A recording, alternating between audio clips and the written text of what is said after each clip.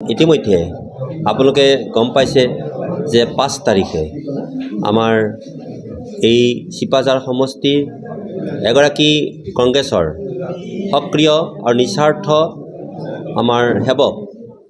কুলদীপ বৰুৱা ডাঙৰীয়া বিজেপিলৈ আহিছে আৰু তেখেতৰ সৈতে আজি যিসকলে যোগদান কৰিছিল বিজেপিত এই বিজেপি যোগদান কৰাৰ প্ৰায় 14 গৰাকী আমাৰ চিপাঝাৰ কাৰ্যালয়লৈ আহিছে আৰু আজি আমি 4টা মণ্ডলৰ কাৰ্যকৰ্তাসকলৰ সৈতে তেখেতসকলৰ আমি এক মনোজ্ঞ আমাৰ এটা হিয়া দিয়া ন্যায় হওক বা আমাৰ প্ৰকাশ্যভাৱে তেওঁলোকৰ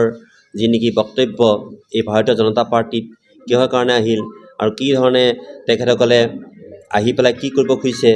এই ধৰণৰ কিছু আন্তৰিকতাপূৰ্ণ মনোভাৱ তেখেতসকলে ব্যক্ত কৰিছে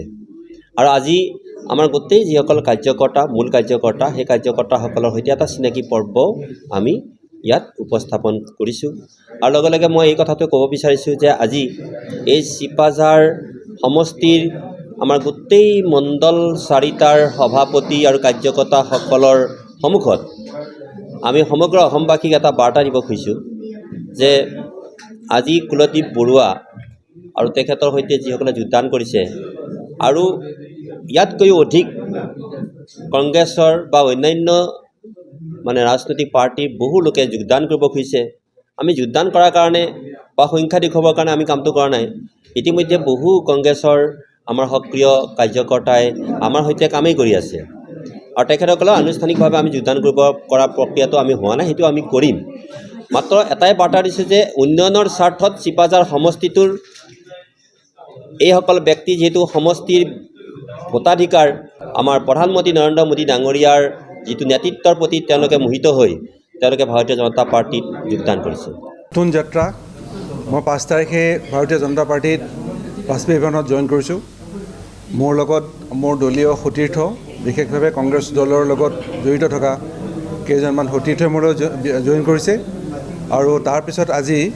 আমাৰ চিপাঝাৰ সমষ্টিৰ সন্মানীয় বিধায়ক ডক্টৰ পৰমানন্দ ৰাজবংশী ডাঙৰীয়া আহ্বানক্ৰমে আমি আজি এই সভাকক্ষত উপস্থিত হৈছোঁ তেখেতৰ আহ্বানক্ৰমে ইয়াত আমাক আজি পৰিচয় এটা চিনাকি কৰি দিয়াৰ যে পৰিচয় স্থাপন কৰিছে তাত আমি সুখী হৈছোঁ আৰু ভাৰতীয় জনতা পাৰ্টিৰ কৰ্মকৰ্তাসকলক ইয়াত লগ পাই আমি সঁচাকৈ এনেকুৱা লাগিছে যেন আমি আগৰ পৰাই লগ পাই আছোঁ এনেকুৱা এটা অনুভৱ হৈছে কাৰণ তেওঁলোকে আমাক ইমান ভালকৈ ইয়াত আমাক ৰিচিভ কৰিছে একচেপ্ট কৰিছে যে আমি ইয়াত অভিভূত হৈ গৈছোঁ গতিকে মই ভাবোঁ যে চিপাঝাৰ সমষ্টিৰ উন্নয়ন 1 নম্বৰ প্ৰধান সমষ্টিৰ উন্নয়নৰ ঊৰ্ধত একো নাই আমি চিপাঝাৰক ভাল পাওঁ মই চিপাঝাৰৰ ব্যক্তি মই চিপাঝাৰ সমষ্টিক ভাল পাওঁ চিপাঝাৰ সমষ্টিৰ মানুহক ভাল পাওঁ গতিকে চিপাঝাৰ সমষ্টিৰ উন্নয়নৰ কাৰণে মই ইয়াত আহিছোঁ আৰু ডক্টৰ পৰমানন্দ ৰাজবংশী তেওঁৰ যি কাম ইয়াত চলি আছে ডক্টৰ হিমন্ত বিশ্ব শৰ্মা ডাঙৰীয়াৰ নেতৃত্বত চিপাঝাৰৰ যি কাম কাজ আৰম্ভ হৈছে এইবিলাক কাম যাতে আমি আৰু ভালকৈ কৰিব পাৰোঁ তেনেকুৱা স্বাৰ্থত মই দলত যোগদান কৰিছোঁ আৰু অনাগত দিনত তেখেতৰ লগত থাকি চিপাঝাৰ সমষ্টিৰ উন্নয়নৰ কাম কৰি যাম বুলি মই প্ৰতিজ্ঞাবদ্ধ দেখিছোঁ কিন্তু বহুত মানুহ আহিব বিচাৰিছে মোৰ লগত যোগাযোগ কৰি আছে অসমবাসী তথা ডিমৰীয়াবাসীৰ বাবে সুখবৰ কামৰূপ মহানগৰ জিলাৰ সোণাপুৰত স্থাপন ডিমছ হাস্পতাল এণ্ড নাৰ্ছিং হোম উপলব্ধ বিভাগসমূহ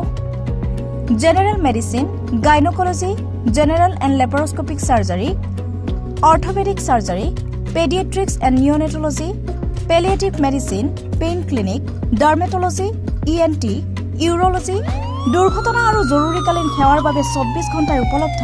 ডিমছ হাস্পতাল এণ্ড নাৰ্ছিং হোম অত্যাধুনিক সা সুবিধাৰে পৰিপূৰ্ণ ডিমছ হাস্পতাল এণ্ড নাৰ্ছিং হোমত উপলব্ধ digital x-ray 24 hours pathology ECG PAC clinic 24 hours RMO doctors ঠিকনা বৰঘাট সোণাপুৰ কামৰূপ মহানগৰ জিলা যোগাযোগৰ নম্বৰ 8009040080